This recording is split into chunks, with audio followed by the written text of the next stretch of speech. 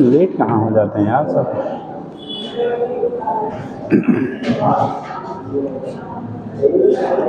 कल आपका बेटा स्टार्ट हुआ था इलेक्ट्रोमैग्नेटिक इंडक्शन में, Faraday's law of electromagnetic induction हो गया था। First law second law electromagnetic induction क्या होता है वो भी चीज़ आपकी हो गई थी। नेक्स्ट आप उसमें देख लेंगे लेंज लॉ। ठीक,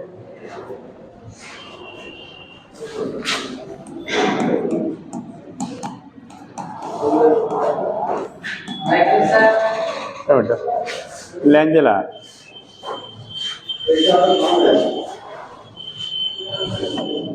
लेंज लॉ। चलो देखो क्या होता है बेटा Lenz law. What is Lenz law?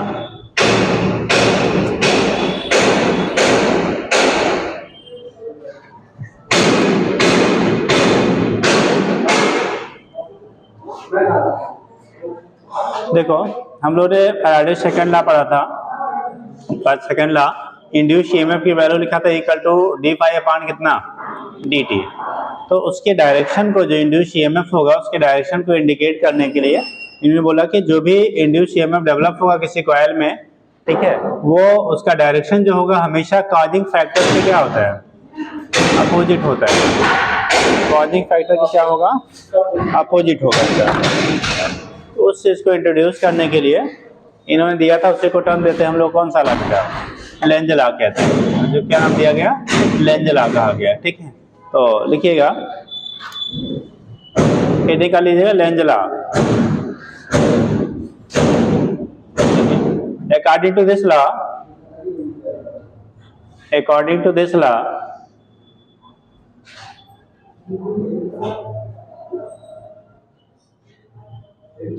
according to this law, the direction of induced EMF, the direction of induced EMF, induced EMF or current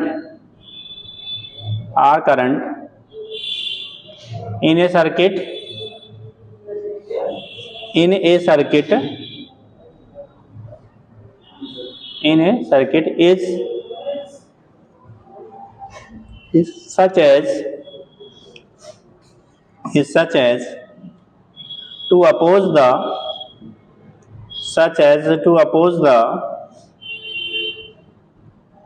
cause that produces it,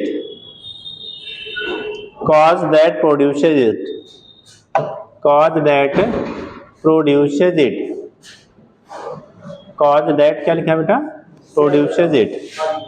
ठीक है, cause that produces it। देखिएगा next line से लिखिएगा, colour pen हो तो colour pen से use कर लो। देखिए दिस लॉ इज,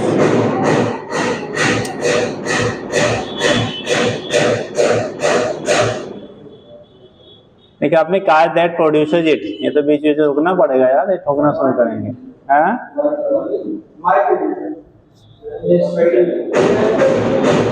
वही हानि है यार, माइक को पता नहीं खराब पड़ा हुआ है यार। ठीक है, दैट क्या लिखा, प्रोड्यूसर्स इट, जिसकी वजह से प्रोड्यूस होता है। ठीक है, उसी का क्या करेगा, आपका अपोज करेगा। नेक्स्ट लाइन से कलर पेन से लिख लीजिएगा, this law is based upon, this law is, अरे कितना लिखेंगे यार हम खयूरी यार, हैं प्राइमरी पाठशाला बना लिया है। This law is based upon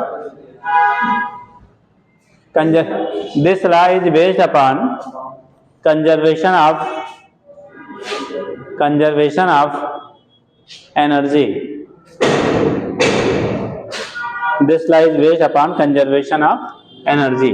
तो ये जो लॉ होता है बेटा वो कंजर्वेशन ऑफ एनर्जी पे क्या करेगा, बेस्ड होता है, यानी एनर्जी कंजर्वेशन को रिप्रेजेंट करेगा। अब कंडीशन क्या होता है, जैसे अगर हम लोग दिखाते हैं किसी भी कॉइल में, अगर आप मैग्नेट के नॉर्थ पोल के लिए आओगे, मान लो कॉइल है, आपने एक नॉर्थ पोल अगर मैग्नेट का आप ले आते हैं, ये साउथ पोल है, जब नॉर्थ पोल को इसकी तरफ ले आएंगे बेटा, तो यहाँ पे जो इंड्यूस करंट डेवलप होगा ना, वो किस डायरेक्शन में होगा, ये ऐसे रखा गया है, क्लॉकवाइज या एंटी क्लॉकवाइज, वो क्लॉकवाइज या एंटी क्लॉकवाइज, बल्कि आप ऐसे लिख लीजिए तो थोड़ा सा वो दिखेगा। ठीक, ये ऐसे वर्टिकली रखा है बेटा। तो अगर इसमें से आपका नॉर्थ पोल को मैग्नेट के लिए आते हैं टुवर्ड्स द क्या कॉइल, तो उस केस में यहाँ पे जो इंड्यूस करंट डेवलप आपका होगा वो क्लॉकवाइज होगा या एंटी क्लॉकवाइज। और जब एंटी क्लॉकवाइज होगा तो इसका बिहेवियर कैसा होगा, नॉर्थ पोल। देखो होता क्या है, लेंस के अकॉर्डिंग होता था बेटा, जिसकी वजह से वो प्रोड्यूस हो रहा है वो उसी का अपोज करता है। ठीक, जिसकी वजह से प्रोड्यूस हो रहा है वो उसी का क्या करता है, अपोज करता है। ठीक है, कुछ मुगल शासकों ने जो है लेंस लॉ का अच्छा सा पालन किया था, अपने बाप को ही जेल में डाल के खुद क्या बन गए थे, बादशाह, है ना कुछ। तो कंडीशन क्या था कि वो लेंस लॉ के भी यही कहता है कि जो जिससे उत्पन्न होता है वो उसी का क्या करता है, विरोध करता है। ठीक है, और ऐसा भी समाज में भी आपको दिखने को बहुत सारे मिल जाते हैं, आप किसी की अगर मदद कर दिया वो आगे निकल के आप ही को फिर पैर खींचता है, ऐसा भी होता है।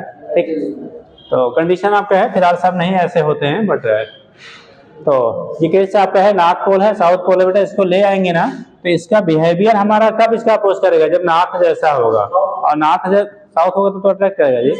ठीक, बिहेवियर जो होगा ये अपोज तब करेगा जब इसका behaviour as a north pole होगा। नॉर्थ पोल होने के लिए जो करंट की डायरेक्शन होनी चाहिए वो कैसा, एंटी क्लॉकवाइज।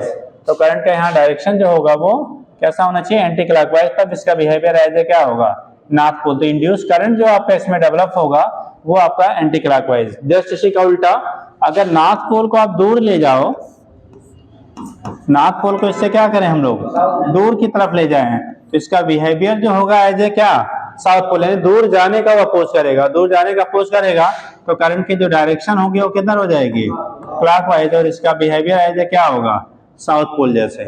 ठीक, यानी कि अगर नॉर्थ पोल को पास लाओगे तो इंड्यूस करंट आपका एंटी क्लॉकवाइज होगा और नॉर्थ पोल जैसे बिहेव करेगा। अगर नॉर्थ पोल को दूर ले जाएंगे तो ये इंड्यूस करंट उसमें क्लॉकवाइज होगा, जिससे ये दूर जाने का अपोज करे, तो उस कंडीशन में वहां बिहेवियर होगा एज ए क्या, south pole.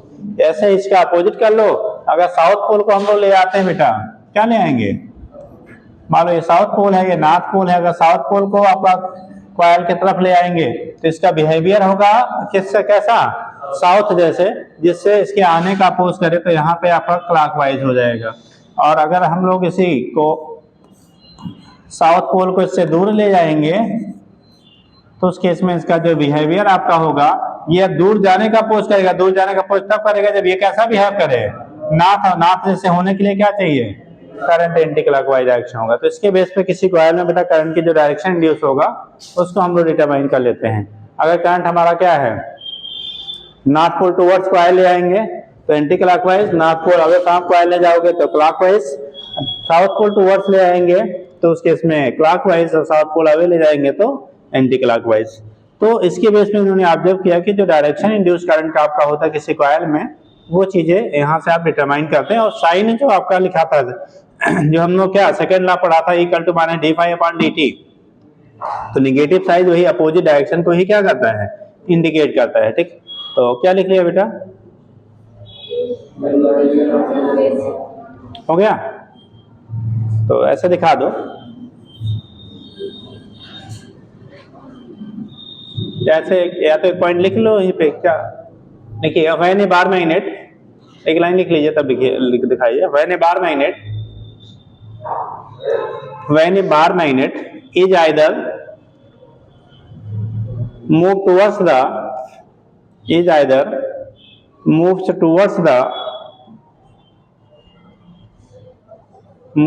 the coil or away from coil,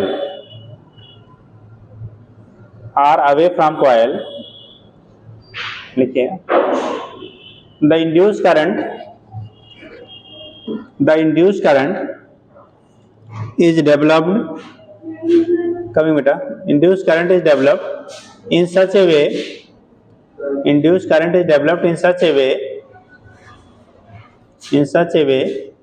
that it opposes the relative motion of,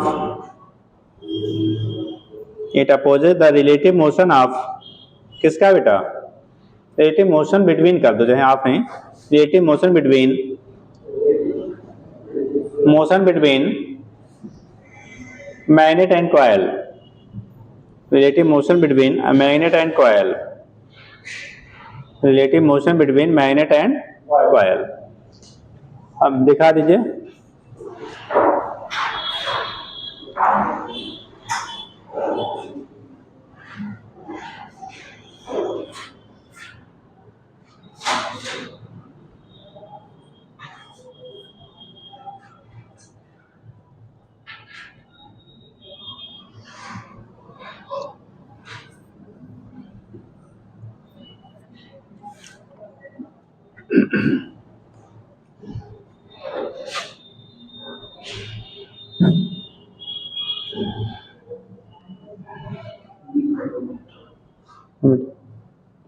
अच्छा ये बताओ, अगर दोनों को एक ही डायरेक्शन में सेम वेलोसिटी से मूव कराएं तो इंड्यूस करंट का डायरेक्शन क्या होगा?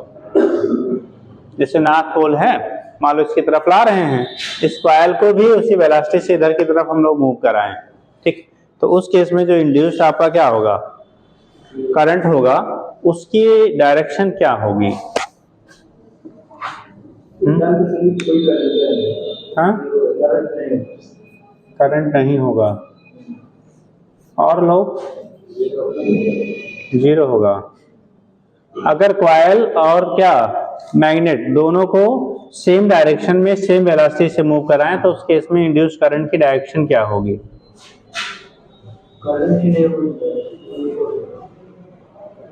करंट नहीं होगा तो डायरेक्शन कहाँ से होगा? चलिए देखिए बेटा, तभी आपका इंड्यूस ईएमएफ या इंड्यूस करंट डेवलप होता है जब उसके फ्लक्स में चेंजेस हों। फ्लक्स तो पास आउट होगा, लाइंस ऑफ फोर्सेज आपके निकलेंगे, लेकिन उसमें जब दोनों सेम, जैसे क्या दोनों सेम वेलोसिटी से मूव कर रहा है तो उनके बीच का सेपरेशन क्या रहेगा? हमेशा कांस्टेंट रहेगा। तो जो फ्लक्स होगा वो हमेशा सेम सेम रहेगा। और जब तक चूंकि हम लोगों ने पढ़ा था E = -d∅/dt, अगर साइन भी कर लेते हैं, d∅/ क्या लिखते थे? dt।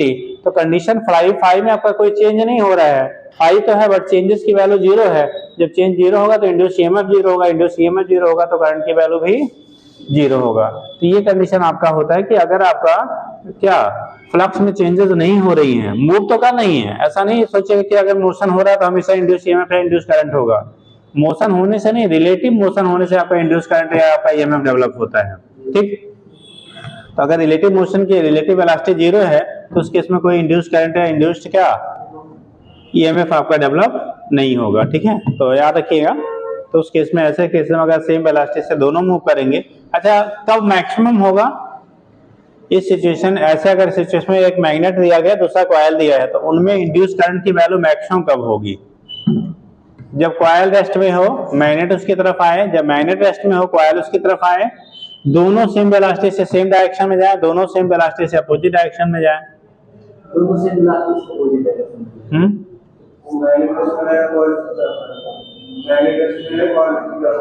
मैग्नेट रेस्ट में हो, कॉइल उसकी तरफ आए, तो उसमें मैक्सिमम ईएमएफ होगा या मैक्सिमम करंट होगा, ऐसा है। और लोग ईएमएफ की वैल्यू या करंट की वैल्यू मैक्सिमम कब होगी? जब कॉइल और मैग्नेट दोनों रेस्ट में हो, दोनों सेम वेलोसिटी से सेम डायरेक्शन में जा रहे हों, कॉइल रेस्ट में हो, मैग्नेट उसकी तरफ आए, मैग्नेट रेस्ट में हो, कॉइल उसकी तरफ आए, या दोनों सेम वेलोसिटी या डिफरेंट वेलोसिटी से एक दूसरे की तरफ आ रहे हों। जब दोनों बेटा अपोजिट डायरेक्शन में चलेंगे, जैसे ये इधर आ रहा है और ये इधर आ रहा है, दोनों की वजह से डिस्टेंस की वैल्यू घटेगी और उस समय आपको क्या होगा? जो ईएमएफ इंड्यूस होगा या करंट होगा वो मैक्सिमम होगा। मैं यार ये फोटो बना लिया है, लिख लो यार। If both coil and magnet are moving, both coil and magnet are moving in same direction, both coil and magnet are moving in same direction, both coil and magnet are moving in same direction with in same direction with same velocity, then induced EMF and induced current, induced EMF and induced current in the coil will be 0. Induced EMF and induced current in the coil will be 0. Induced EMF and induced current in the coil will be 0. तो उस case में induced EMF और induced current की value जो होगी coil में वो क्या हो जाता है बेटा, 0 हो जाता है. Induced EMF and induced current in the coil will be 0. ठीक. But if both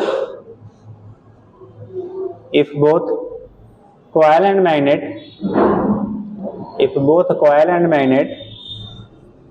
are moving in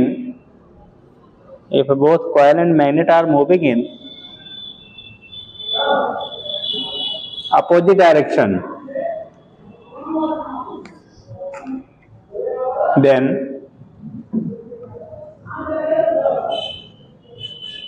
induced EMF and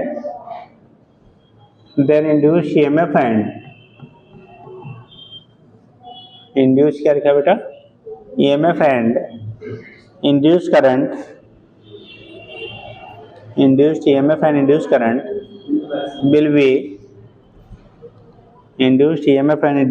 will be क्या हो जाएगा, maximum. Induced EMF and induced current will be maximum. तो उस कंडीशन में induce EMF और induce current की जो वैल्यू होती है बेटा वो हमारा क्या हो जाएगा, मैक्सिमम होगा. Induce EMF and induce current will be maximum. तो ऐसे केस में इंड्यूस EMF और इंड्यूस करंट की जो वैल्यू होती है वो आपकी मैक्सिमम होगी बेटा. ठीक. तो यहाँ से फिलहाल हम दिखा लेते हैं इसके बेस पे डायरेक्शन, यानी कि लेंज लॉ स्पेशली हम डिस्क्राइब करते हैं उसके बेस पे इंड्यूस EMF या करंट की जो डायरेक्शन आपकी होगी सर्किट में. ठीक. नेक्स्ट लिखिएगा, हेडिंग कर लो, induced electric field.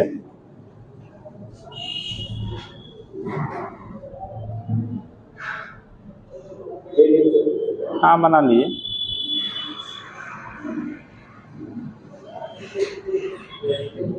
Induced electric field बेटा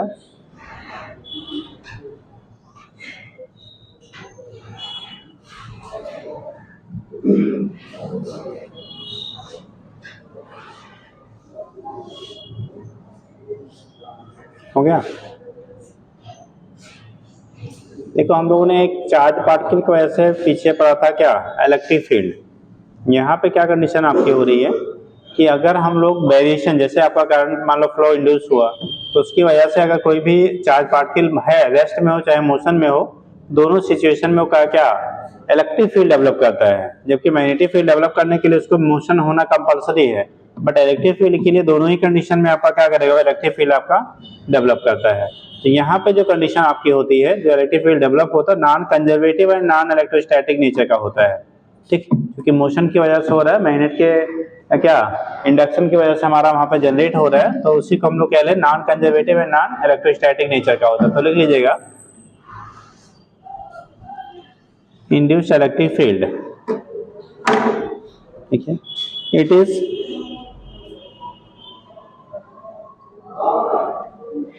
non conservative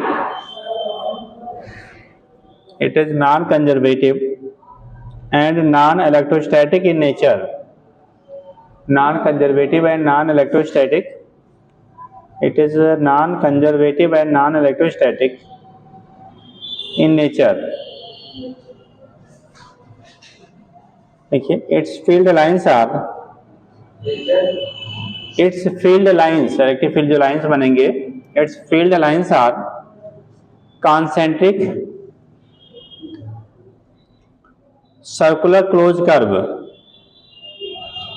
concentric circular close curve.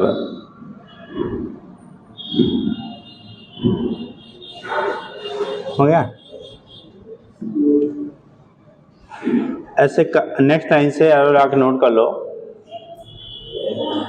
जो यहाँ पे इंड्यूस इलेक्ट्रिक फील्ड डेवलप हो रहा है वो बेटा टाइम वेरिंग मैग्नेटिक फील्ड की वजह से डेवलप हो रहा है. किसके, टाइम वेरिंग, यानी टाइम के साथ जो मैग्नेटिक फील्ड हमारा वेरी कर रहा है उसकी वजह से वो अपने सराउंडिंग स्पेस में क्या करता है, इलेक्ट्रिक फील्ड को इंड्यूस करता है. तो लिख लीजिएगा, नेक्स्ट लाइन से लिखिए आगे. देखिए, ये time varying magnetic field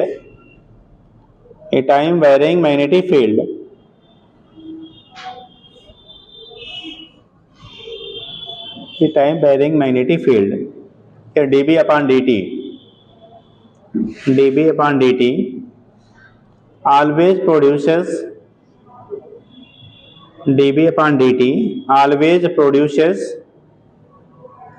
induced electric field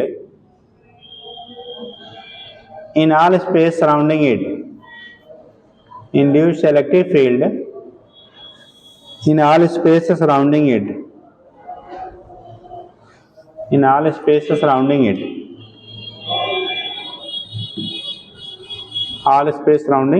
लिखिएगा, लिखिए उसमें and induced electric field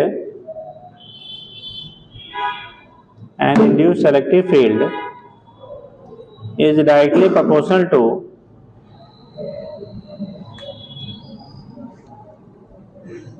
induced electric field is directly proportional to induced EMF. induced EMF बेटा, directly proportional to induced EMF. नीचे लिखिए so small e induced EMF जो होगा small E equal to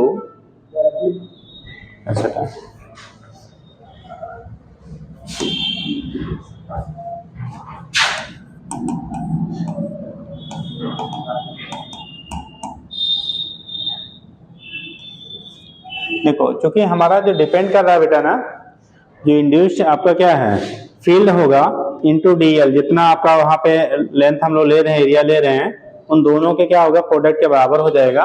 तो e induce into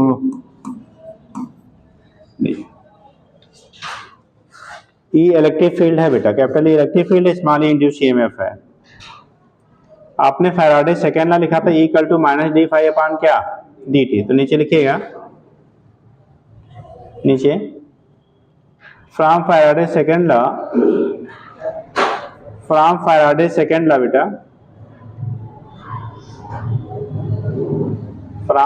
second law equal to minus D phi upon D t. इसको second first बना ले question, from Faraday second law equal to minus D phi upon, इसे question second बना लो, equal to कितना हो गया d phi upon D t. Equation second बना लो. अब दोनों इक्वेशन को अगर इक्वेट किया जाए बेटा, ए इक्वल टू है close integral E induced into DL equal to क्या हो जाएगा minus D phi upon D T. इसी को इंटीग्रल क्या form of Faraday law of electromagnetic induction क्या था, एक बार पूछा गया था. What is the integral form of क्या Faraday law of electromagnetic induction. तो लिखिएगा from equation first and second,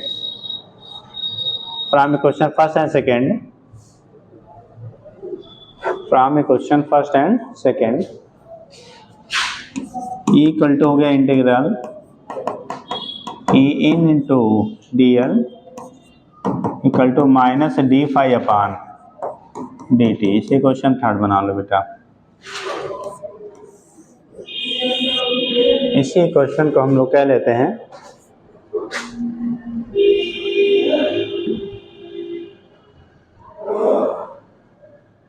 question third is known as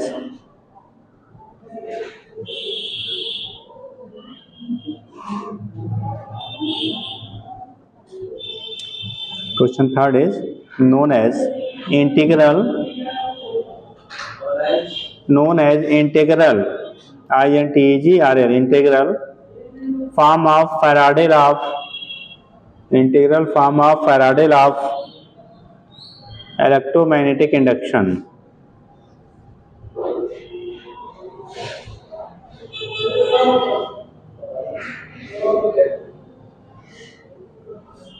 integral form of Faraday law of electromagnetic induction.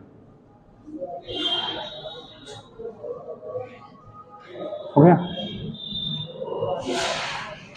ये कंडीशन आप यहां से दिखा देते हैं. इसे कह लिया equal to close into D L equal to minus D phi upon क्या होता है डी टी होता है. ठीक, इसी को जब हम लोग इक्वेट करते हैं बेटा equal to D phi upon D T, और डी फाई इक्वल टू आपने पढ़ा था b into a, d5 value होगी b इंटू डी ए या a इंटू डी बी, जो भी कर लिए, जो वेरिएबल फैक्टर होगा उसके बेस पे हम लोग करते हैं। ठीक, तो यहां से नीचे लिखिएगा। नेक्स्ट लिख लिया बेटा, आगे लिख लीजिएगा।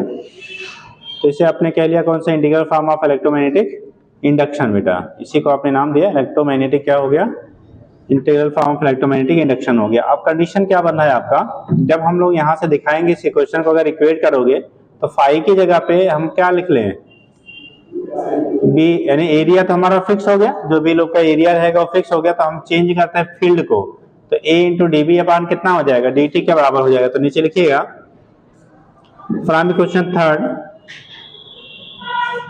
From equation third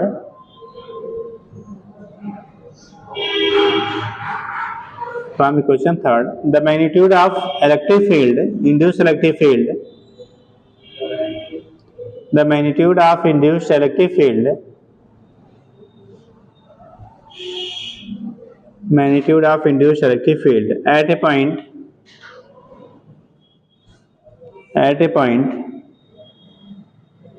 lying at a distance r,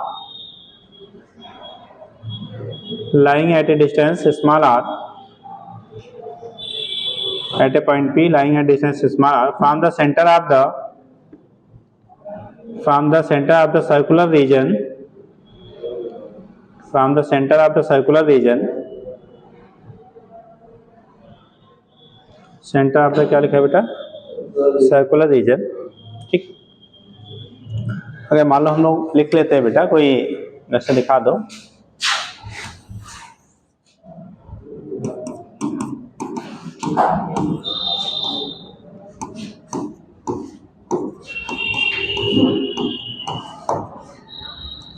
और कैपिटल आर है, एक पॉइंट पी लिया, डिस्टेंस स्मॉल आर है। ठीक, तो उस पॉइंट पी पे जो डिस्टेंस स्मॉल आर पे है, वहां से हम लोग डिस्क्राइब करते हैं फील्ड की वैल्यू क्या आएगी। तो लिखिएगा, वैसे बना लीजिए छोटा सा साइड में।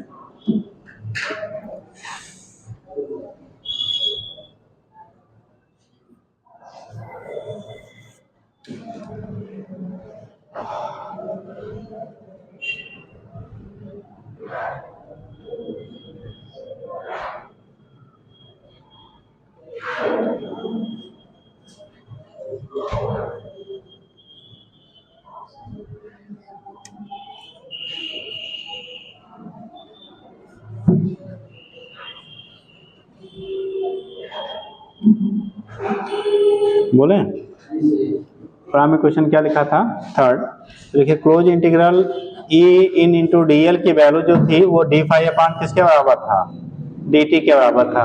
तो ई की वैल्यू है, यही है लिखा हुआ है अपना। ठीक, ई की वैल्यू है आपका कितना, close integral E in into D L equal to लिखा है आपने D phi upon D T.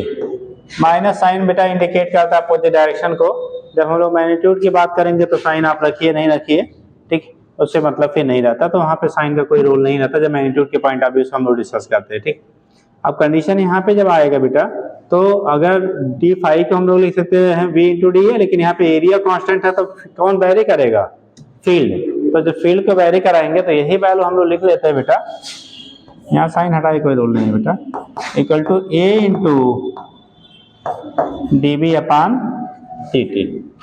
A into A हमारा कांस्टेंट फैक्टर होगा, वेरिएशन हम लोगों ने फील्ड में किया, ए into D B upon D T.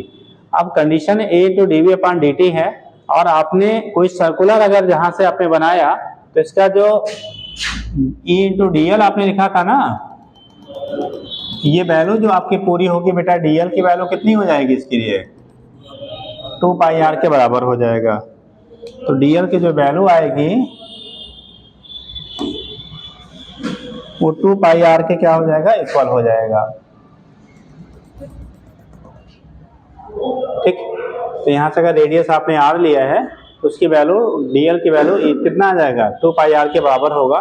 तो यहाँ से जब हम लोग दिखाएंगे तो यही वैल्यू जो आएगी E into 2 pi R equal to area जो लेंगे पाई आर स्क्वायर होगा। ठीक, तो यहाँ पे लिखेंगे E into 2 pi R equal to area हो गया बेटा pi R square into D B upon कितना dt। देखो कुछ फैक्टर हमारा कैंसिल होगा, क्या चीज कैंसिल हो रहा है, पाई इंटू आर यहाँ है, वहां पाई आर स्क्वायर है, तो वो हमारा फैक्टर उतना कैंसिल कर देंगे। तो ई की जो वैल्यू मिलेगी हमें, ई की वैल्यू मिलेगी यहाँ पे बच्चे आर, यानी D B upon D T, R into D B upon क्या हो गया, डी टी के बराबर हो गया। यानी कि इस रिलेशन से हम लोग कह सकते हैं कि आपका जो ई की वैल्यू है, आप थोड़ा सा चेंज कर लीजिएगा, तो पाई आर स्क्वायर है, पाई आर इंटू लिखा आपने D B upon D T, और आर की वैल्यू अगर रुके रहो, अभी काटो नहीं बेटा, इसको हम चेंज कर ले रहे हैं। ये आपने लिखा e इंटू टू पाई क्या, R equal to pi R square into कितना, D B upon D T. रुक जाओ, उसको रेडियस कितना लिया था आपने, कैपिटल आर, ठीक, और जो पॉइंट की डिस्टेंस है स्मॉल आर आपने लिया। अगर इसी को कैपिटल आर की, रुक जाओ,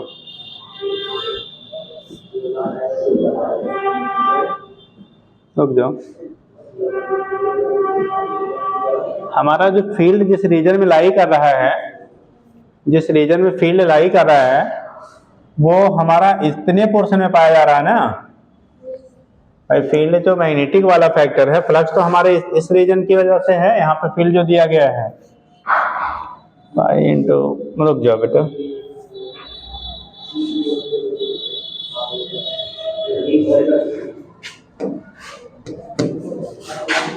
इसको आर लिया है, तो हमारा जो यहाँ से इससे जो पास आउट होने वाला फ्लक्स है आपका है पाई इंटू कैपिटल क्या हो जाएगा, R square into D B upon D T. तो यहाँ पे ए की जो वैल्यू रखिएगा, पाई इंटू क्या ले लीजिए, कैपिटल आर स्क्वायर रख लीजिए बेटा, क्योंकि हमारा जो फ्लक्स हो रहा है ना, फील्ड हमारा इस रीजन में है, ये फील्ड हमारा कहाँ पे है, ये मैग्नेटिक फील्ड इस रीजन में है, अपान डी बी अपान कितना हो गया, डी टी हो गया। अब यहां से जब आप करोगे तो पाई हमारा क्या होगा, कैंसिल होगा, और जब पाई की वैल्यू आप कैंसिल करोगे, ये थोड़ा सा ऐसे कर लीजिए, इसमें से लिखेंगे हम लोग, तो पाई हमारा कैंसिल होगा, बचेगा क्या, ई की जो वैल्यू आएगी R square into D B upon D T, और बाई में क्या है हमारे पास 2 इंटू स्मॉल आर, और इसको थोड़ा सा रीसेट कर लीजिए, तो ई की वैल्यू हो गया capital R square upon 2 into small R into D B upon D T है। अब यानी कि ई की जो वैल्यू फील्ड होगा वो इनवर्सली प्रोपोर्शनल टू किसके है, स्मॉल आर के। ई की वैल्यू जो आपकी हो रही है वो इनवर्सली प्रोपोर्शनल टू कितना आ रहा है, स्मॉल आर के आ रहा है। तो यहाँ से इनसाइड जो आपका इंड्यूस फील्ड आपका डेवलप होगा, इलेक्ट्रिक फील्ड, वो inversely proportional to distance of the point from the centre, centre से डिस्टेंस की इनवर्सली प्रोपोर्शनल है। तो यहाँ नोट कर लीजिएगा, ये इंड्यूस वाला है फील्ड बेटा, ई इन वाला है, तो इंड्यूस जो फील्ड आपका आ रहा है ये हमारा इनवर्सली प्रोपोर्शनल टू डिस्टेंस, यार जो आपने डिस्टेंस लिया पॉइंट का उसके इनवर्सली प्रोपोर्शनल होता है।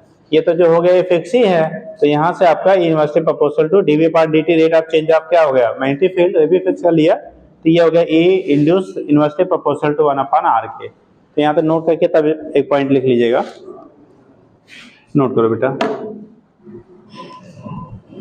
जल्दी से।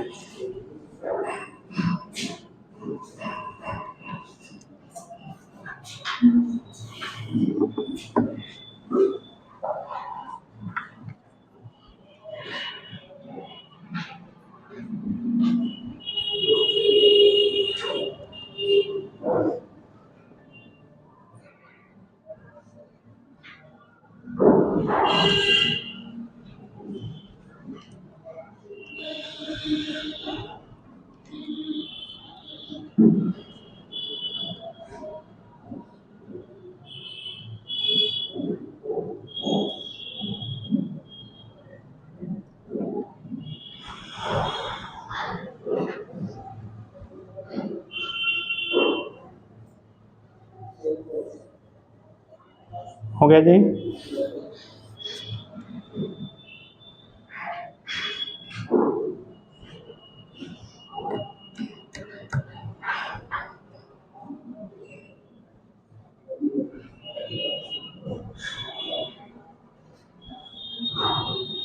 हो गया नीचे के, that is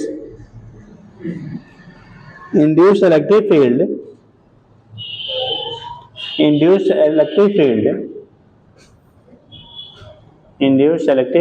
is inversely proportional to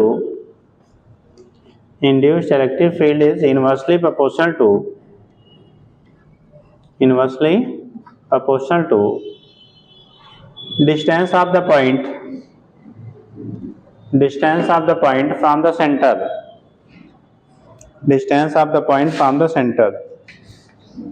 sign कितने लोगों नहीं हुआ बेटा? Distance of the point from the centre से जो डिस्टेंस आपका होगा, ठीक, उस पर डिपेंड करता है बेटा, ठीक। तो ये तो केस आपका हो गया induced EMF variable magnetic field की वजह से जो डेवलप हो रहा है वो है ये, ठीक। आपने बोर्ड में था बेटा, ये तो बोर्ड में नहीं था, फिलहाल डायनेमिक आपने ईएमआई पढ़ा होगा, याद है? Due to translatory motion, dynamic EMI due to translatory motion पढ़े हैं? अरे किसी रॉड को अगर मैग्नेटिक फील्ड में लेके आप दौड़ते हैं तो उसके टर्मिनल के अक्रॉस क्या होता है? एक इंड्यूस्ड ईएमएफ डेवलप हो जाता है, ठीक है, ड्यू टू क्या? चार्ज सेपरेशन की वजह से, ठीक। उसी को हम लोग कह लेते हैं डायनेमिक ईएमआई या मोशनल ईएमआई कहा जाता है, ठीक। तो हेडिंग करिएगा और पूछा भी जाता है। इसी वजह से आप देखते होंगे एरोप्लेन या ट्रेन की जो ट्रैक होती हैं, रेलवे ट्रैक, कभी भी डायरेक्टली नॉर्थ साउथ डायरेक्शन में आपने नहीं देखा होगा, देखा है क्या? कभी भी कहीं भी आपने ऐसा नहीं देखा कि एरोप्लेन्स या आपके helicopter exactly north south direction में जा रही हों, या रेलवे ट्रैक जो डिजाइन किया जाता है एग्जैक्टली नॉर्थ साउथ डायरेक्शन में हो, ऐसा आपको कहीं नहीं मिलता है। देखा क्या किसी ने ऐसा कहीं जर्नी किया? ऐसी कोई जगह देखा कि जहाँ पे सीधे नॉर्थ से साउथ डायरेक्शन में जा रहा हो? नहीं मिलता है। अभी हम लोग जैसे मान लो दूसरा एग्जाम्पल छोड़ दो, आप बस्ती में बिलोंग करते हो, बस्ती से फैजाबाद जाना होता है ना, फैजाबाद, तो आपको बस्ती से फैजाबाद मोस्टली कैसे पड़ता है? ये कुछ ही एंगल पे आपको साउथ डायरेक्शन में लाई करता है अप्रोक्सीमेटली, ठीक। लेकिन जाते कैसे हैं? उधर बबनान गोंडा होते हुए रिटर्न होके फिर से मनिकापुर होते हुए कहाँ से आता है, ठीक है, डायरेक्ट नहीं ले गया गया है, ठीक। तो रीजन आपका वही होता है कि जो हमारा मैग्नेटिक फील्ड है ना, अर्थ मैग्नेटिक फील्ड को क्या करेगा? वो कट करेगा, तो उस केस में एक स्ट्रॉन्ग पोटेंशियल डेवलप होगा, और वो जो है, ठीक है, सिस्टम को क्या करने के लिए? डैमेज करने के लिए सफिशिएंट क्वांटिटी में होगा। कहोगे हमारी बाइक और गाड़ी और चलती है तब तो नहीं होता है, क्योंकि यहाँ पे क्या है? कम है, तो उतना ज्यादा यहाँ पे इंड्यूस नहीं हो पाता। आप कितनी तेज जाओगे, ठीक है, तो उस केस में यहाँ पे इतनी उसमें इंड्यूस नहीं हो पाती हैं, तो इसलिए हम लोग किसी भी डायरेक्शन में चल लेते हैं। लेकिन जहाँ पे हाई स्पीड से मल्टीपल सिस्टम एक साथ में चलते हैं, तो वहाँ पे कंडीशन जो आपकी होती है वो एग्जैक्टली साउथ नॉर्थ डायरेक्शन में आपका मूवमेंट नहीं कराया जाता है, ठीक है।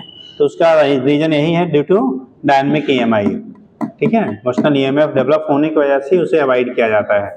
इसीलिए जहाँ भी आपको डायरेक्शन मान लो साउथ डायरेक्शन में जाना है, तो ट्रैक को पहले किसी और ले जाएंगे, फिर वहां से कन्वर्ट करके तब ले जाते हैं, ठीक है। और कहीं अगर देखिएगा तो बताइएगा, फोटो खींच के लाइएगा डायरेक्शन के साथ, हाँ, ठीक हो गया बेटा? चलो हाँ जी, हेडिंग करिएगा motional, MOTIONAL, motional, OR dynamic EMI, motional or dynamic DYNAMIC बेटा, dynamic EMI due to EMI क्या? Electromagnetic induction due to translatory motion, हम जरा समझ लेंगे तब फिर।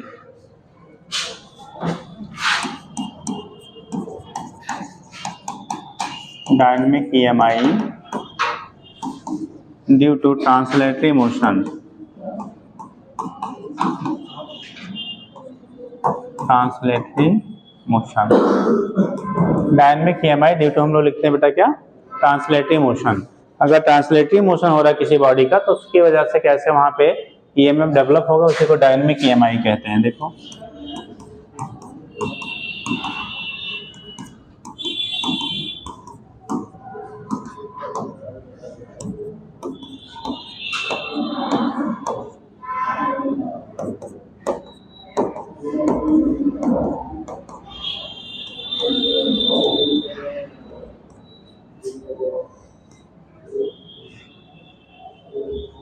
हो गया।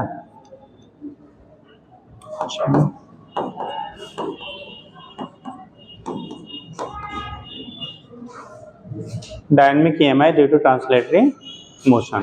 ट्रांसलेटरी मोशन अगर करा रहे हैं किसी बॉडी को तो उस केस में उसमें जो मोशनल ईएमएफ डेवलप होगा वो कैसे दिखाएंगे।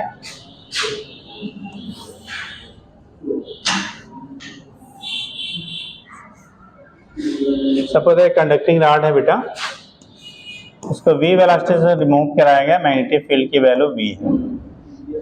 ये कंडक्टिंग रॉड है, कंडक्टर है, तो कंडक्टर होगा बेटा तो इलेक्ट्रॉन प्रोटॉन कुछ भी है तो इलेक्ट्रॉन प्रोटॉन सभी में रहते हैं, ठीक। अब कंडीशन क्या हो रहा है आपका यहाँ पे, जब आपको इलेक्ट्रॉन, चूंकि मूवेबल हमारा क्वांटिटी कौन से होते हैं, इलेक्ट्रॉन, यानी जो मूवमेंट आपका पॉसिबल होता है बेटा वो इलेक्ट्रॉनों का होता है।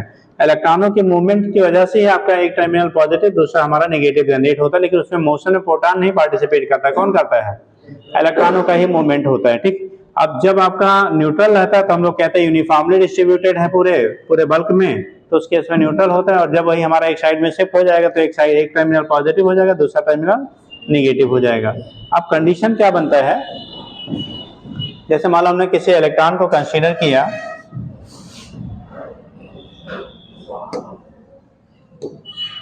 एक इलेक्ट्रॉन को हमने बेटा यहाँ पे कंसीडर किया, मान लो ऐसे ले लेते बीच में, ये इलेक्ट्रॉन है, ठीक। आप लोगों ने पढ़ा था क्या, फ्लेमिंग लेफ्ट हैंड रूल के अकॉर्डिंग अगर किसी कंडक्टिंग यानी मूविंग पार्टिकल पे आप फोर्स की बात करते हो तो फोर्स की वैल्यू किस डायरेक्शन में इस पे लगेगा बताओगे, इस इलेक्ट्रॉन पे जो नेगेटिवली चार्ज इलेक्ट्रॉन है उस पे फोर्स किस डायरेक्शन में लगेगा, ये हमें डिस्क्राइब करना है। आपको फ्लेमिंग लेफ्ट हैंड रूल बताया था, एफ बी वी, फील्ड अंदर की तरफ है बेटा, फील्ड किधर है, एफ बी, ठीक, और वी, वेलोसिटी इधर है, फील्ड अंदर है। देखो अगर ये पॉजिटिवली, देखो इससे जो हमें डायरेक्शन मिलता है ना, ये पॉजिटिव चार्ज के लिए होता है, किसके लिए, पॉजिटिव चार्ज के लिए हम लोग लेते थे, उसमें बताया गया था। अगर निगेटिव रहेगा तो इससे जो मिलेगा उसी का उल्टा कर लेना आप, ठीक। तो यहाँ पे देखो फील्ड अंदर, मोशन की डायरेक्शन इधर है, तो फोर्स किधर लगेगा, अगर पॉजिटिव चार्ज होता तो ऊपर, और है क्या ये नेगेटिव चार्ज तो किधर लगेगा, नीचे की वजह से। इस फोर्स की वजह से जो मैग्नेटिक फोर्स यहाँ डेवलप हो रहा है बेटा, इस टर्मिनल से इलेक्ट्रॉन चल के इस टर्मिनल पे आके एक्यूमुलेट होने लगते हैं, और जब यहाँ से इलेक्ट्रॉन मूव कर रहे नीचे तो इस पे चार्ज क्या आ जाएगा, पॉजिटिव। जितना यहाँ से इलेक्ट्रॉन गया उतना इधर निगेटिव आया, उधर क्या आ जाएगा, पॉजिटिव। और दोनों टर्मिनल जब अपोजिटली चार्ज होंगे तो यहाँ पे एक पोटेंशियल डिफरेंस डेवलप हो जाता है, उसी को हम लोग मोशनल, चूंकि मोशन की वजह से हो रहा है उसी को टर्म देते हैं मोशनल ईएमआई या मोशनल ईएमएफ कह लेते हैं, ठीक है। बात समझ में आई क्यों डेवलप हो रहा है, due to motion of the conductor, ठीक। तो दिखा लीजिए, यही कारण होता है कि अगर हमारा कोई हाई स्पीड से चलने वाली लॉन्ग साइज की कोई भी आइटम है, अगर मैग्नेटिक फील्ड को कट कर रहा है तो उस कंडीशन में वहां पे मोशनल ईएमएफ डेवलप हो जाता है।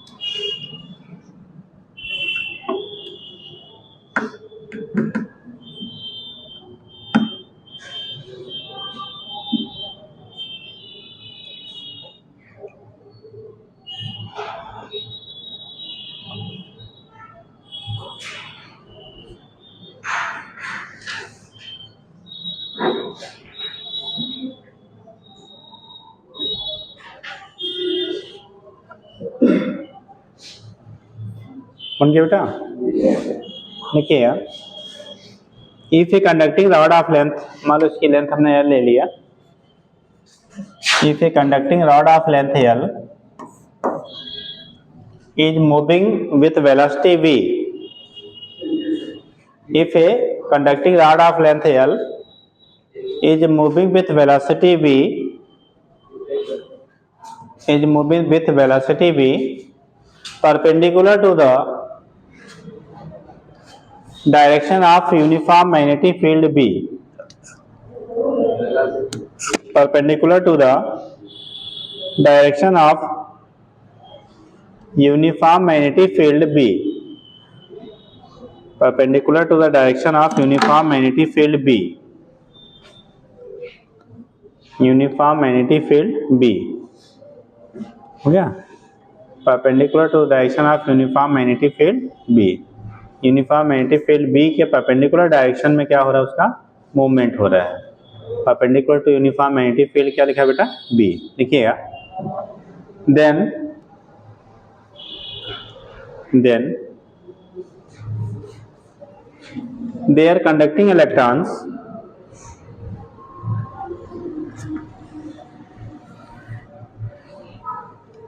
experiences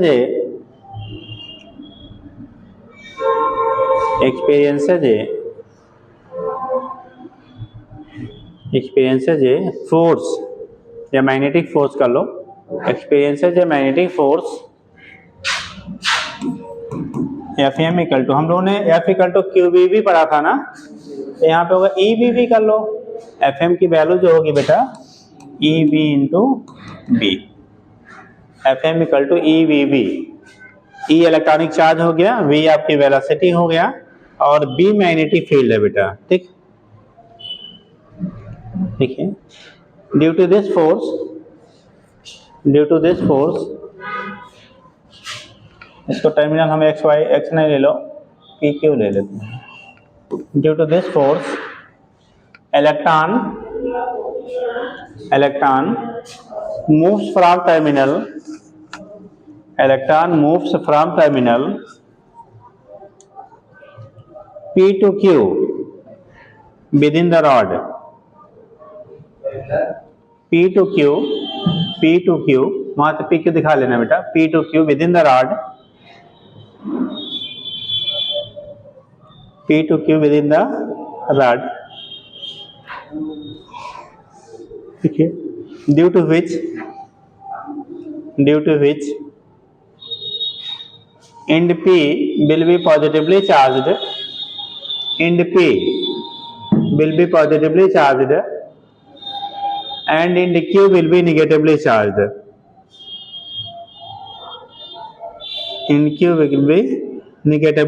becomes negatively charged कर लो, end P positively charged and end Q will be negatively charged,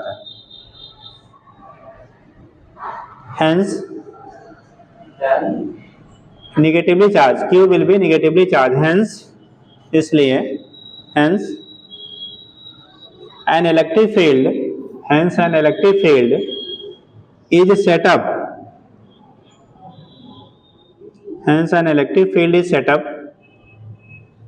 within the rod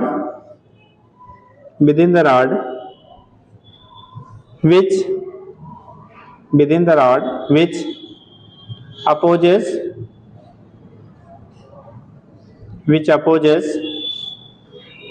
further downward movement of electrons,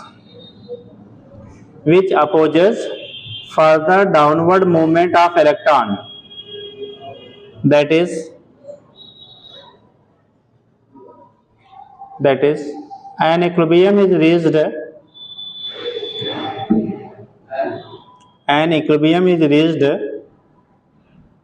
so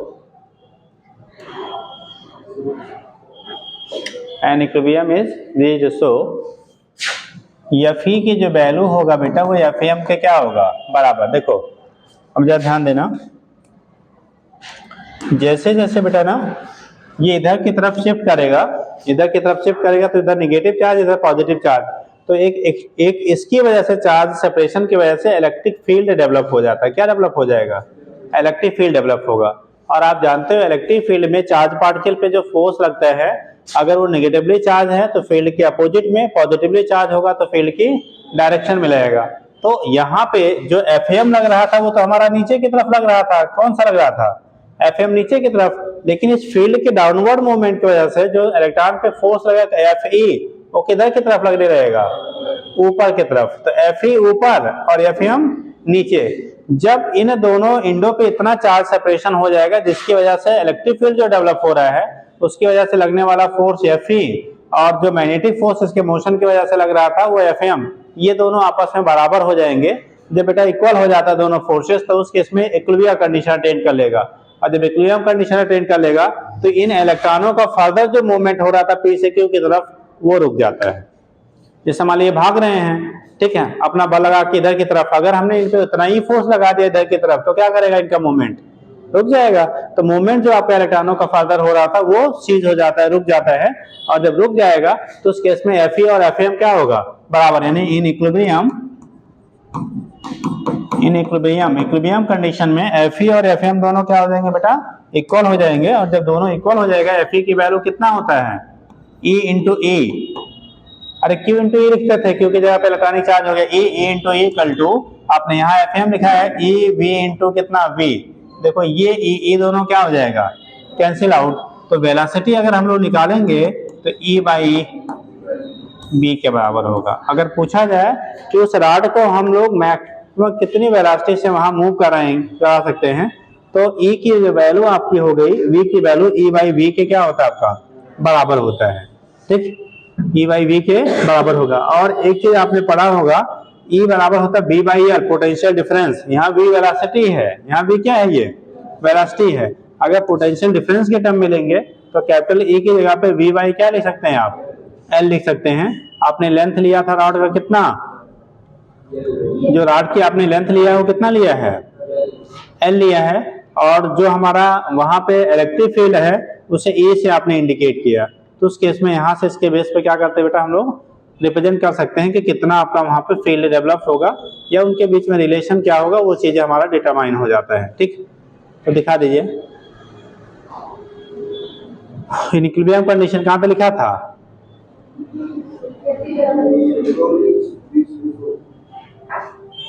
कहां तक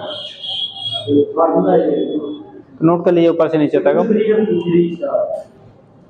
दिखा दीजिए।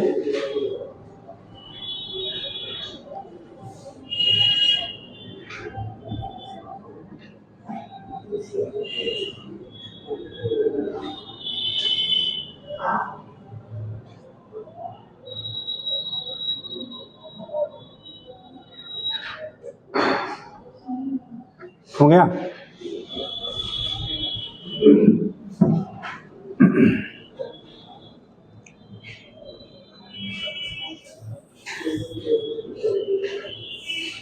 इसी को पोटेंशियल के टर्म में लिखना चाहेंगे तो आकर के लिख लीजिएगा, सिंस ई इक्वल टू होता बी बाई एल, यहां से रखेंगे वेलोसिटी v इक्वल टू होगा ई के जब बी बाई क्या कर दो? एल कर दो, तो ये नीचे आएगा b by L into B के बराबर हो जाएगा।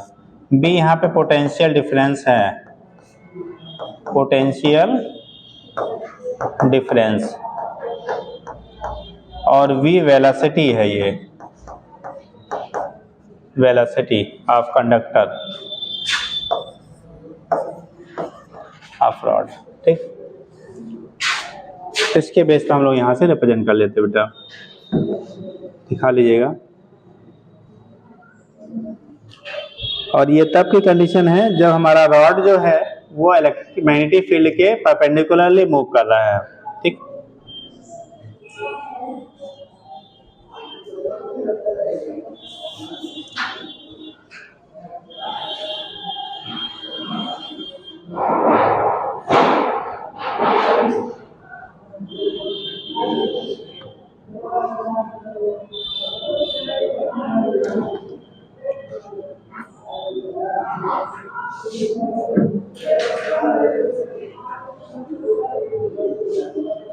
हो गया बेटा? चलो आगे लिखिएगा। ये तो राड था जब नॉर्मली मूव करता। अगर राड बेटा किसी एंगल पे उसे मूव कराया जाए, अगर मैग्नेटिक फील्ड से मान लो थीटा एंगल बनाते हुए हमारा उसका क्या कराया जाए, मूवमेंट कराया जाए, तो उस कंडीशन में क्या होगा। तो वही पॉइंट याद आके नोट कर लिया, यहाँ तो नोट कर लिया, नीचे पॉइंट बनाएंगे बेटा। If rod is moving, point बनाओ ऐसे ही, if rod is moving by making an angle theta, if rod is moving by making an angle theta, if rod is moving by making an angle theta, making an angle theta with the direction of magnetic field,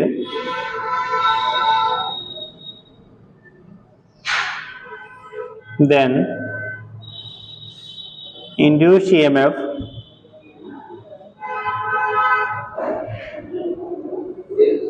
induced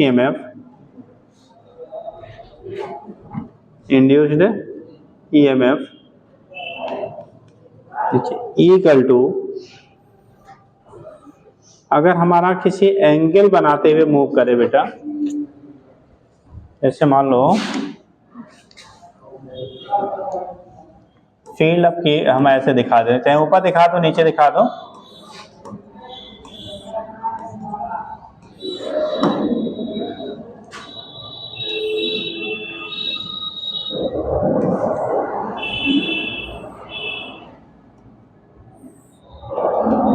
इसको इस तरह से हम move करा रहे हैं और magnetic field हमारा बी है, ठीक।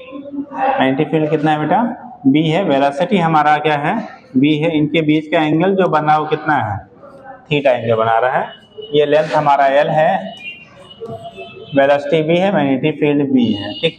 तो वहां पे बोला जाता है जो इंड्यूस ईएमएफ आपका डेवलप होगा उसके टर्मिनल के अक्रॉस, तो ई इक्वल टू जैसे वीवीएल लेते तो यहाँ पे वीवीएल साइन थीटा के क्या हो जाएगा, बराबर हो जाएगा। तो दिखा दीजिएगा, ई की जो वैल्यू होगी वो किसके बराबर हो जाएगा, बीवीएल साइन थीटा, क्योंकि जो उसका परपेंडिकुलर कंपोनेंट होता है वही रिस्पांसिबल होगा।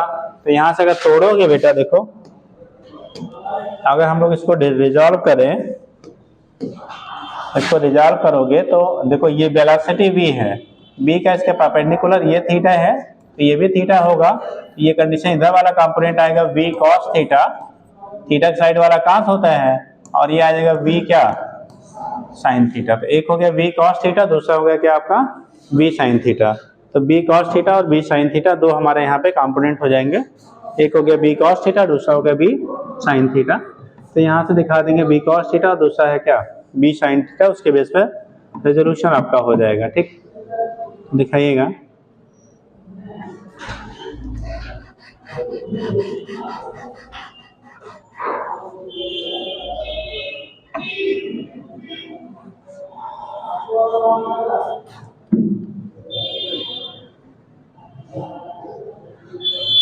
हो गया। नीचे लिखिएगा क्या लिखा था बेटा, then induce EMF equal to BVL sine theta, equal to BVL sine theta. Induce EMF E की जो वैल्यू होगी बेटा B V L sine theta के क्या होगा, बराबर होगा, v हो गया मैग्नेटिक फील्ड, v हो गई वेलोसिटी, l हो गया लेंथ, थीटा हो गया उनके बीच का एंगल, ठीक।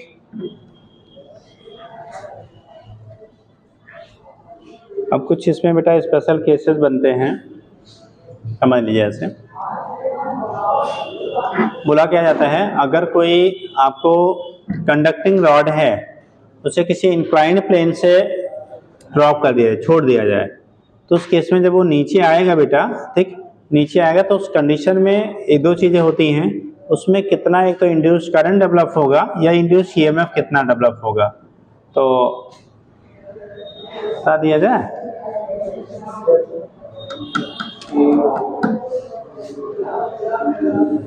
लिख लीजिए, हेड निकाल लीजिए, ये बन गया इक्वल टू वीवीएल साइन थीटा। अगर थीटा एंगल पे है तो वीवीएल साइन थीटा के बराबर होगा, अगर वो 90 है तो वीवीएल के बराबर हो जाएगा। नेक्स्ट देखिएगा, मोशन ऑफ कंडक्टिंग रॉड,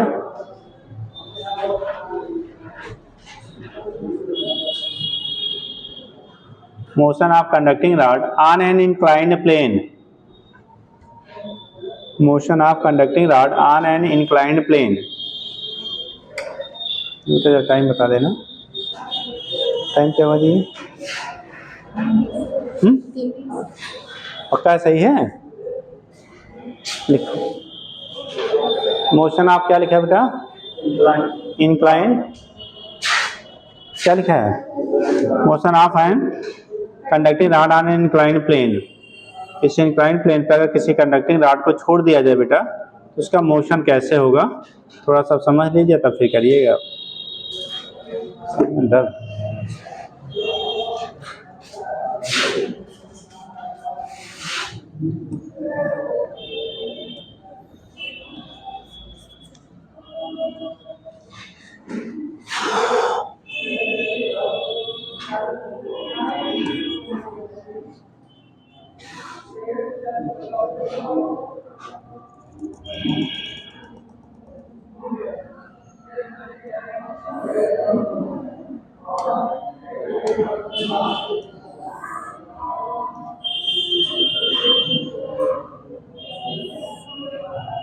मान लो इस तरह से ये स्टैंड ऐसे इधर से रोके गए हैं, यहाँ पे एक रॉड हमने ले लिया, ठीक, ये इंक्लाइंड है, ऐसे टेढ़ा है बेटा, क्या होता है इस तरह से आपका है, तो जब इसको छोड़ेंगे ना तो ये नीचे की तरफ क्या करेगा, मूव करेगा, यानी कि नीचे की तरफ वो आना चाहेगा। जब नीचे की तरफ आएगा तो इसके फ्लक्स में चेंजेस होंगे और उसकी वजह से इंड्यूस ईएमएफ डेवलप होगा, ठीक, और इंड्यूस ईएमएफ डेवलप होगा तो सर्किट हमारी कंप्लीट है, तो यहाँ पे रेजिस्टेंस आर है तो एक करंट भी डेवलप होगा। उस केस में इंड्यूस ईएमएफ कितना होगा और करंट की वैल्यू क्या होगी, वो चीजें हमें यहाँ से फाइंड करना होता है। रॉड की लेंथ हम लोगों ने ये ले लिया, रेजिस्टेंस यहाँ पे आपको क्या दिया गया, आर दिया गया है, ठीक, तो डायग्राम बना लीजिए। ये ऐसे दो ट्रैक है, जैसे दो पेन दो दीजिए, अच्छा नल, ये ऐसे है बेटा ना, इस पे से कोई रॉड अगर रखा जाए, जैसे ये हमने पकड़ा है ना, अगर इस पे रखोगे, अब उनको उन लोगों को दिखाओ, तो ये ऐसे लुढ़कते हुए कहाँ जाएगा, नीचे की तरफ जाएगा, नीचे की तरफ जाएगा, क्योंकि यहाँ से सर्किट कंप्लीट है तो एरिया चेंज होगा, और phi equal to B into A होता है, तो एरिया चेंज होगा तो वहाँ पे फ्लक्स में चेंजेस आएंगे, फ्लक्स में चेंज आएगा तो इंड्यूस क्या करेगा, वो ईएमएफ डेवलप करेगा, और इंड्यूस ईएमएफ डेवलप करेगा तो वहाँ पे आपका क्या, इंड्यूस करंट भी सर्किट में आपकी फ्लो करेगी, ठीक। तो लिखिएगा, डायग्राम बना लीजिए तब बोले। इंक्लाइनेशन का जो एंगल है मान लो थीटा है, और वी वेलोसिटी से रॉड आपका मूव कर रहा है, ठीक, मान लो ये रॉड है,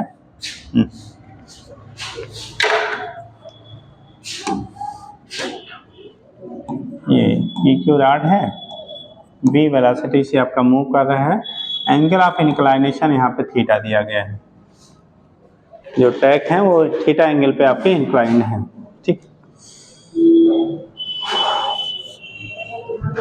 फीवर हमको भी होगा क्या जी, हाँ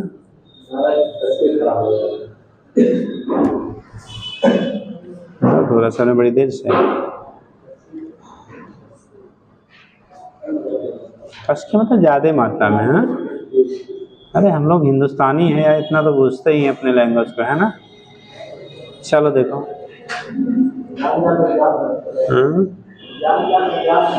हाँ हो गया, लिखिए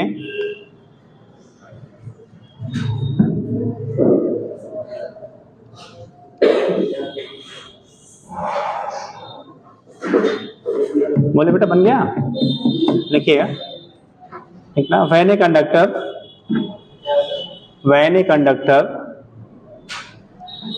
start sliding, when a conductor start sliding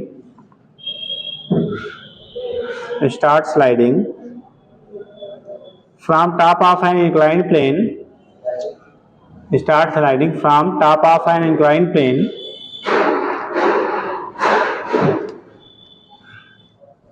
top of an inclined plane, यहाँ पे जो फील्ड दिखाया गया बेटा ना, फील्ड के जो डायरेक्शन है वो ऐसे है, नॉर्मली ये मैग्नेटिक फील्ड है, ठीक, इस प्लेन के ऐसे नॉर्मली आप ऊपर की तरफ है, ठीक। तो क्या लिखा है बेटा, inclined plane from top of इनका पेन हो गया, लिखिए it moves perpendicular to its length, it moves perpendicular to its length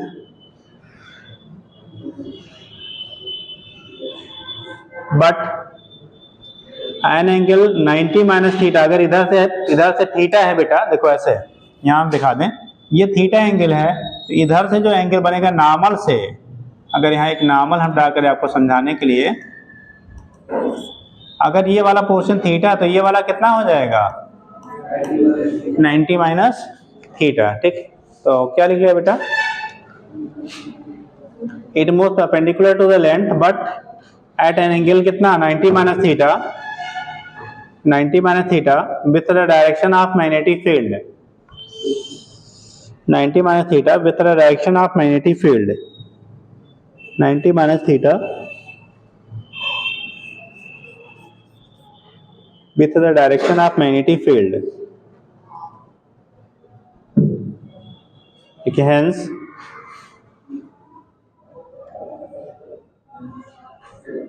hence induced EMF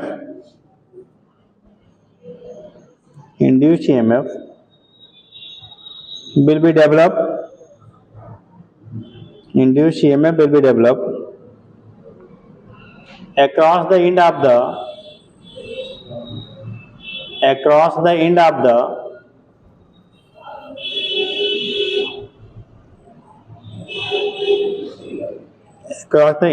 rod, या कंडक्टर कर लो, end of the conductor,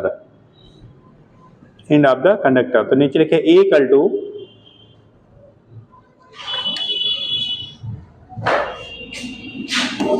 equal to होगा बेटा VV साइन 90 माइनस कितना थीटा इंटू एल, और sine 90 minus theta equal to क्या होता है बेटा कॉस थीटा, यही बराबर हो जाएगा E equal to VVL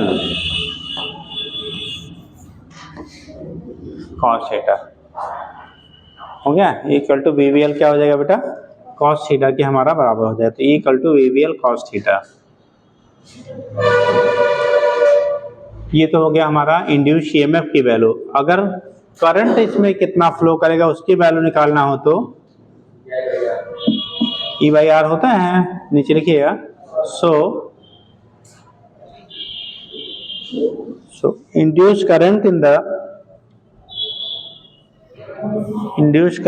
circuit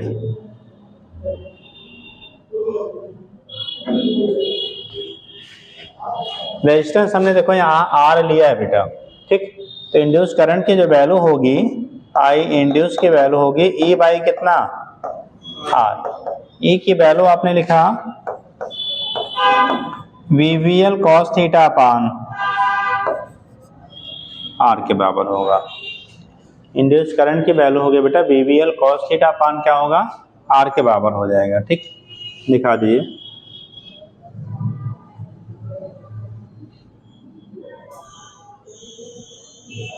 हो गया VVL cos theta upon R। और ये इस तरह से यहाँ पे डेवलप होगा जिससे बेटा इसका क्या करे चेंज का अपोज करे, तो यहाँ पे इधर की तरफ I जो होगा वो एंटी क्लॉकवाइज इस तरह से फ्लो करेगा, जिससे ये नीचे आने का क्या करे उसकी वजह से अपोजिशन हो बेटा, ठीक। चलिए, तो I की वैल्यू हमारा हो गया कितना VVL cos theta upon R के क्या होता है बराबर होता है, ठीक। अब यहाँ पे जो फोर्स उसके वेट की वजह से नीचे की तरफ रहेगा और मैग्नेटिक फील्ड की वजह से जो उस पे ऊपर क्या आता है कंपोनेंट लगेगा, वो दोनों इक्विलिब्रियम कंडीशन में क्या करेंगे एक दूसरे को बैलेंस करेंगे, ठीक। तो नीचे लिखिएगा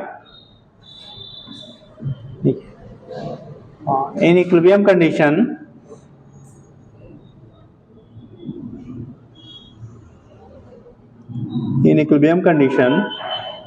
नीचे लिखना Fm cos theta equal to mg cos 90 minus theta, Fm cos theta equal to mg cos 90 minus theta, Fm cos theta equal to mg cos कितना 90 माइनस थीटा, तो कॉस 90 माइनस थीटा कितना होता है बेटा mg sine theta F M cos theta के हो गया बराबर। और एफ एम की वैल्यू जो हम लोगों ने लिखा था बेटा, एफ एम की वैल्यू नॉर्मली कितनी होती है B I L sine theta, F equal to B I L पढ़ा था ना, तो उसी को हो जाएगा बी आई एल। हम साइन के बजाय हमारा यहाँ से उल्टा अपोजिट एंगल ले रहे हैं, तो क्या ले रहे हैं कॉस थीटा ले रहे हैं, तो वही हो जाएगा बेटा B I L cos theta equal to M G sine theta. और उसको जब इक्वेट करेंगे यहाँ पे, ठीक, अब आई की वैल्यू ऊपर वाले क्वेश्चन से लिखना चाहे तो लिख लीजिए, तो उस कंडीशन में जो होगा यानी B I L cos theta equal to M G sine, तो नीचे लिख लीजिएगा F equal to B I L, तो ये हो गया B I into L cos theta equal to M G कितना साइन थीटा, ठीक। अब यहाँ से आई की वैल्यू जो होती है आपने लिखा था V V L cos theta upon कितना आर के बराबर था बेटा, आई की वैल्यू लिखा था B V L cos theta upon क्या था आर के बराबर था। तो अगर उससे फिर अगेन एक बार इंट्रोड्यूस कर देंगे तो B V L cos theta upon R into L cos theta equal to M G sine theta हो जाएगा।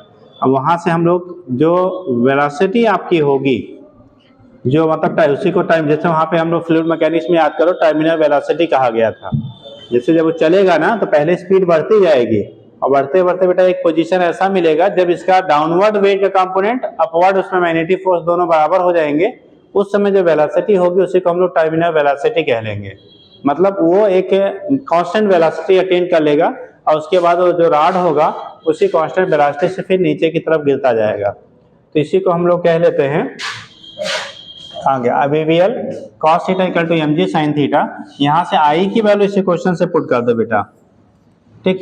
इक्विलिब्रियम कंडीशन तो ये होगा वी आई की वैल्यू जब लिखेंगे ना तो आएगा बी वी, इसको टर्मिनल लिखा लो, ये तो किसी भी पोजीशन के लिए था, जब वो आपका क्या होगा अटेन कर लेगा वेलोसिटी उसी को टर्मिनल कहेंगे, तो B V T into L cos theta upon क्या है R into L cos theta equal to M जी।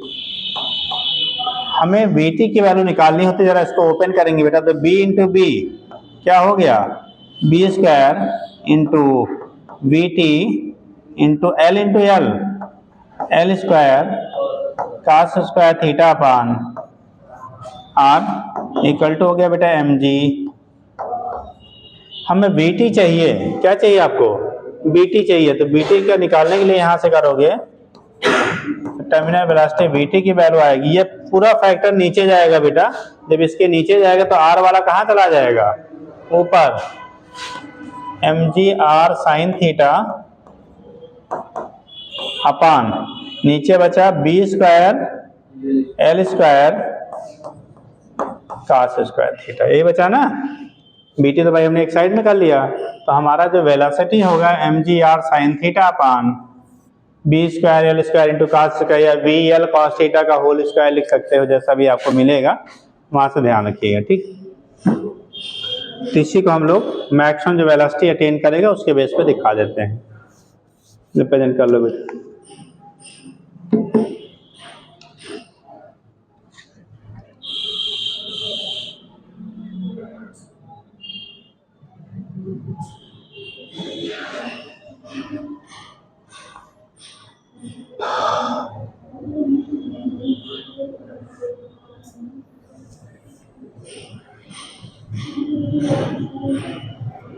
हो गया।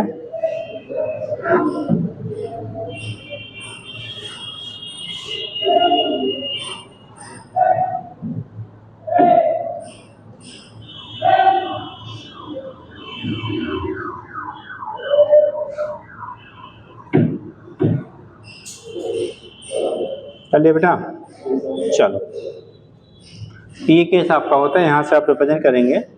नेक्स्ट देखिएगा, अभी नहीं हुआ, नोट करो।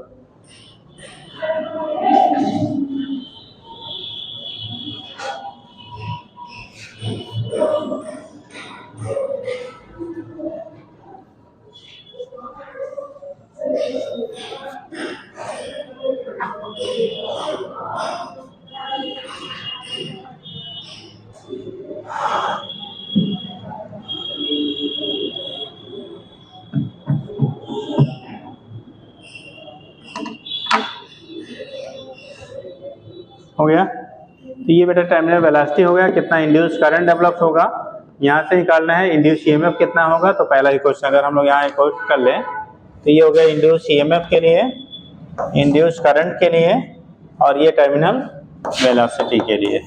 ये तीन इक्वेशन यहाँ पे बनते हैं बेटा, induce EMF, induce current and terminal velocity. ठीक, नेक्स्ट लिखिएगा,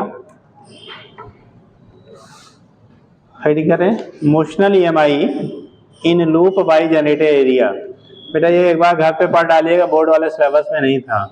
आप पढ़े हो तो अच्छी बात है, बशर्ते बोर्ड के सिलेबस में है नहीं तो बहुत रेयरली कहीं पढ़ाया जाता है, अदरवाइज नहीं पढ़ाया जाता है।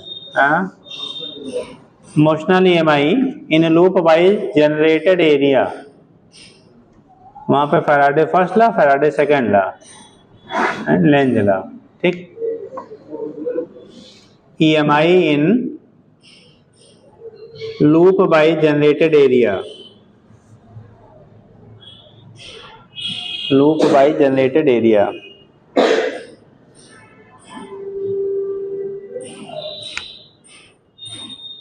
loop by generated area। देखो इसमें क्या होता है बेटा,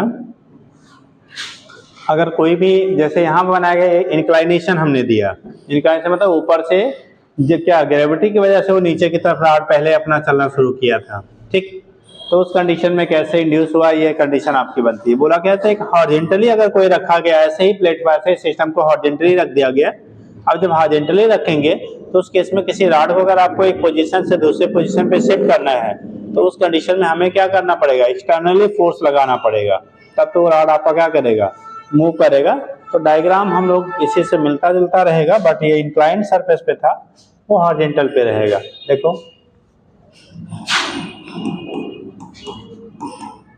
आज नेक्स्ट पीरियड केमिस्ट्री है बेटा ना।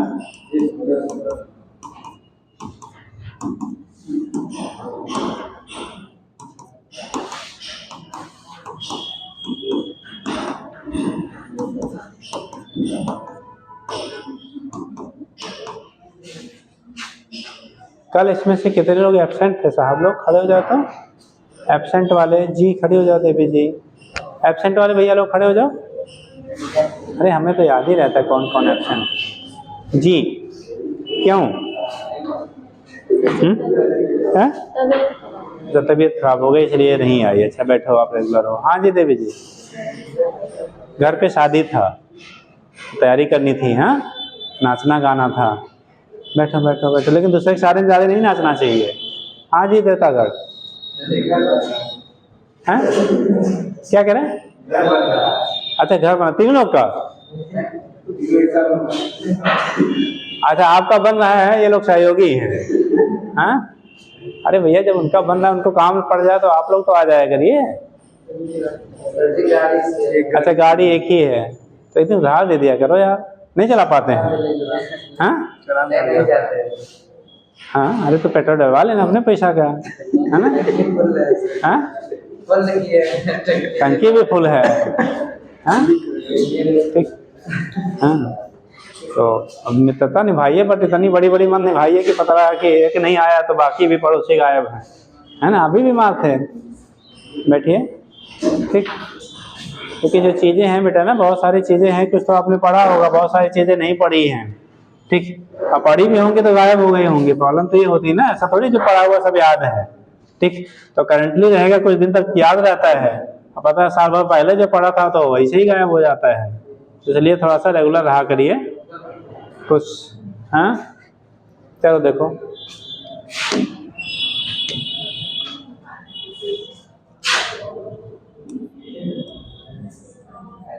मान लो रेजिस्टेंस है बेटा, एक कंडक्टिंग ये टैग बनाते हैं हम लोग।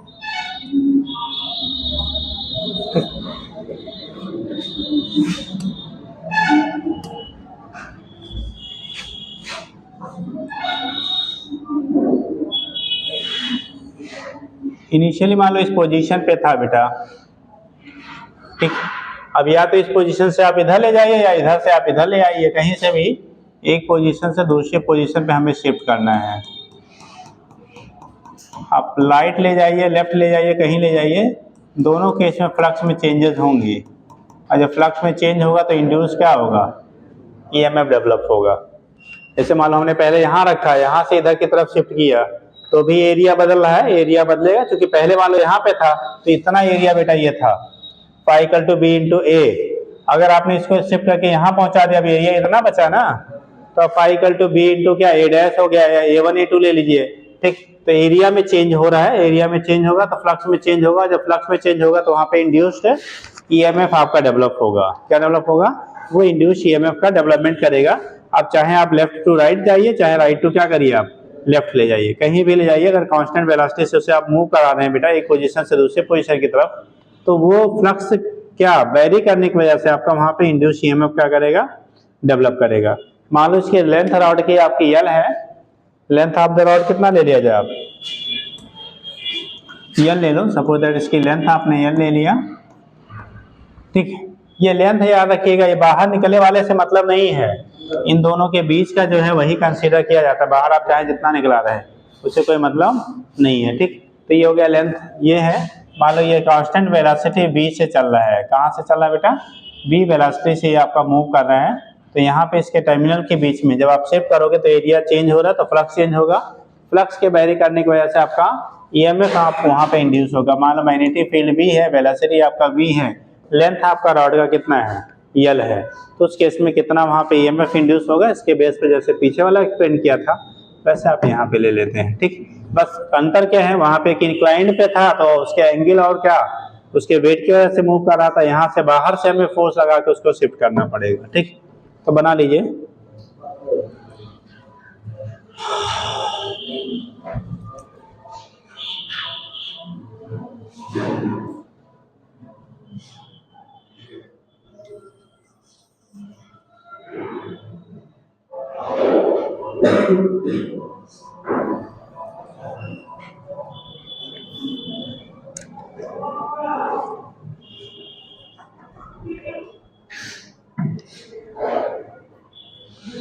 होगा बेटा,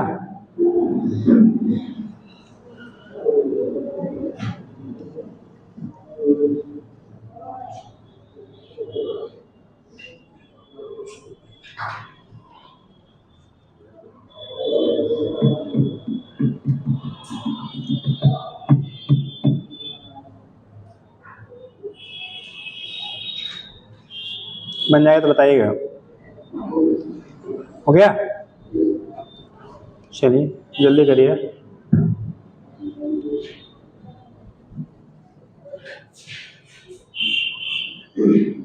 देखिए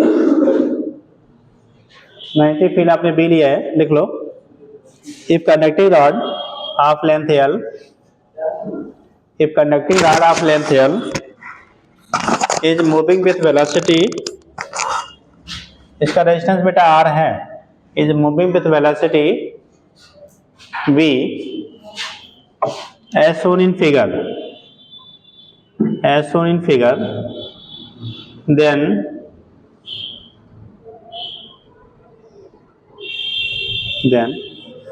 एरिया जनरेटेड, उसी को स्वेप्ट एरिया कह लेंगे जो कंडक्टर के द्वारा किया जाएगा, then area generated will be changes with time, area generated will be changes with time,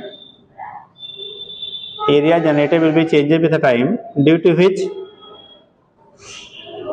flux will also change,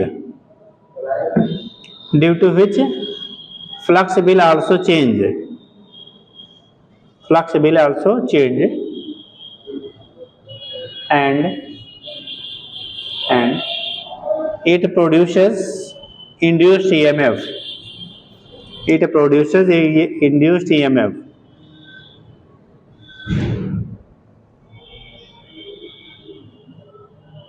हो गया, तो यहाँ पे जनरेटेड एरिया मान लो टी टाइम में कितना चलेगा, एरिया कितना ये शिफ्ट करेगा बेटा, मान लो यहाँ से यहाँ तक जाने में उसने टी टाइम लगाया, तो लेंथ आपका एल है, वेलोसिटी v है, तो टी टाइम में ये जो डिस्टेंस कवर करेगा यहाँ से यहाँ तक, ये vt के बराबर हो जाएगा भाई। अगर यहाँ से यहाँ तक जाने में टी टाइम लगा तो यहाँ से यहाँ तक का लेंथ जो होगा vt, और ये आपका जो है एल है, तो आपका एरिया जनरेटेड उसे कहते हैं बेटा, एरिया जनरेटेड या जनरेटेड एरिया कह लेंगे, तो ए की वैल्यू होगी V इंटू एल इंटू कितना T, we L into T. और सिंस फाई इक्वल टू आपका होता है बी इंटू ए, तो एरिया का वैल्यू हो गया B into V into L into T. अगर small time T D T लेंगे तो इंटू डी टी आप कर लीजिएगा, इंटू क्या कर लीजिएगा डी टी कर लीजिएगा, तो फाई की वैल्यू इतना हो गया, ठीक। सो इंड्यूस्ड ईएमएफ ई की वैल्यू होता है डी फाई अपान कितना D T, equal to D phi upon D T, या कह लो फाई अपान कितना टी, और फाई की वैल्यू हो गया V V L into T upon कितना टी, ये कट गया तो इंड्यूस ईएमएफ हो गया बेटा बी वी इंटू एल के बराबर हो गया। इंड्यूस ईएमएफ की वैल्यू कितनी हो जाएगी वी वी एल के बराबर होगा। करंट जब निकालेंगे तो क्या आ जाएगा, so induced current, so induced current I equal to होगा बेटा ई बाई क्या आर, ई की वैल्यू है V V L by R के क्या हो जाएगा, आई की वैल्यू हो गया V V L by R, V V L by क्या हो जाएगा आर होगा। और अगर हम लोग मैग्नेटिक फोर्स निकाला जाए कंडक्टर पे क्या लगेगा, तो नीचे लिख लीजिएगा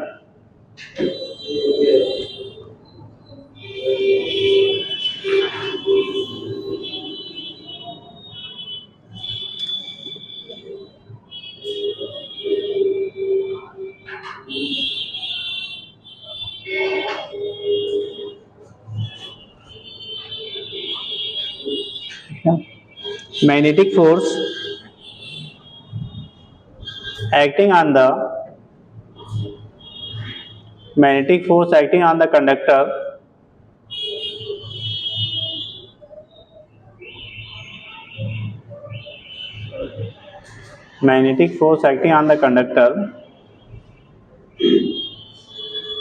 देखिए एफएम की वैल्यू क्या हो जाएगी बी आई एल के बराबर हो जाएगा, तो एफएम की वैल्यू जो आपका होगा बी आई एल के बराबर हो गया, F M equal to B I L, और आई की वैल्यू यहां से रख दो बेटा, तो B into B V L upon R into L, जब मल्टीप्लाई करोगे तो एफ एम होगा B square V into L square by R, magnetic force होगा V square V into L square by R के क्या होगा बराबर हो जाएगा, V square V into L square by क्या होगा आर के बराबर हो जाता है, ठीक।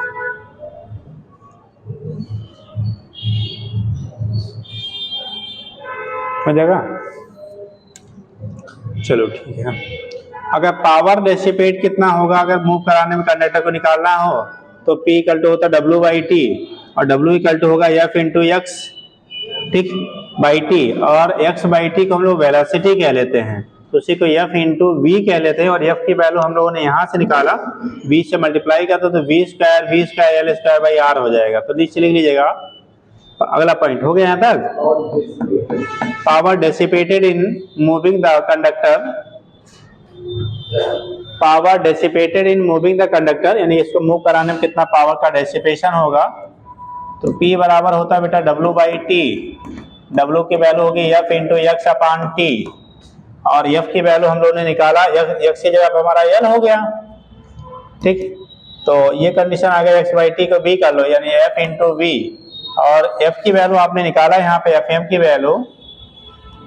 वैल्यू कितनी है B square V into L square upon R into V, multiply करेंगे तो फाइनली पावर जो होगा बी स्क्वायर, देखो v इंटू वी, ये भी बी स्क्वायर हो जाएगा, B square L square by R, ये पावर जो डेसिपेट करेंगे उसको मूव कराने में B square L square by R के बराबर होता है बेटा, ठीक।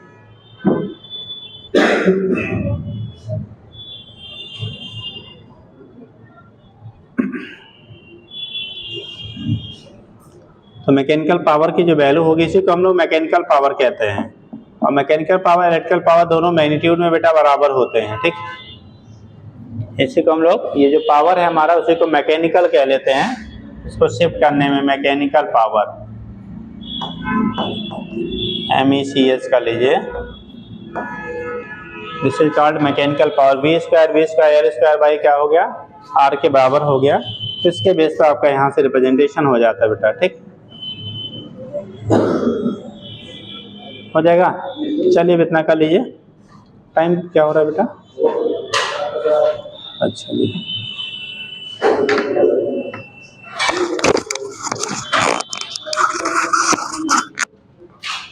टाइम हो गया सबका।